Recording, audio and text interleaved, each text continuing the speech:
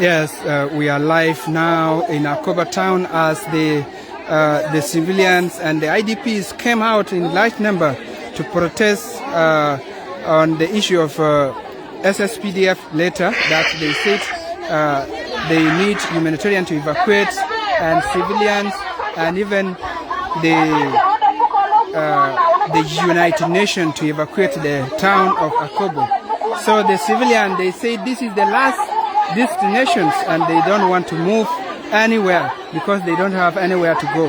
And this is what is happening now in AKOBO right now, if you are seeing. And the huge number has turned out now.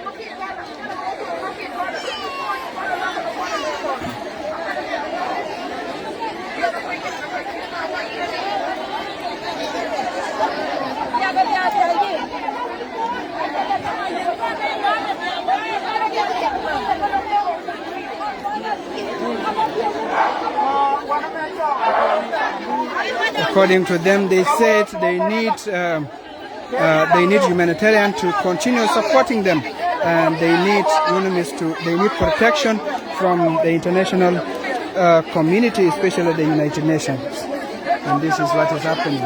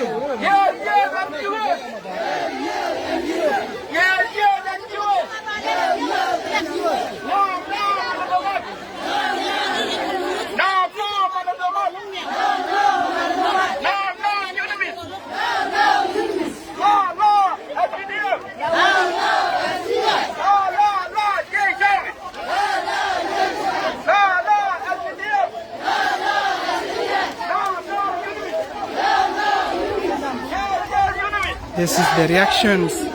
This is the reactions from the letter which was circulating on social media about the SSPDF wanted to operate to do offensive operations in AKOBO town, and the people now, mostly women and children, they have now decided to come out in large number to protest against SSPDF decision.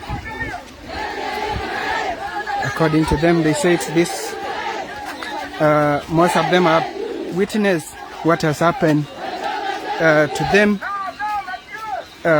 in Walgak, in Lanken, in Urod as well.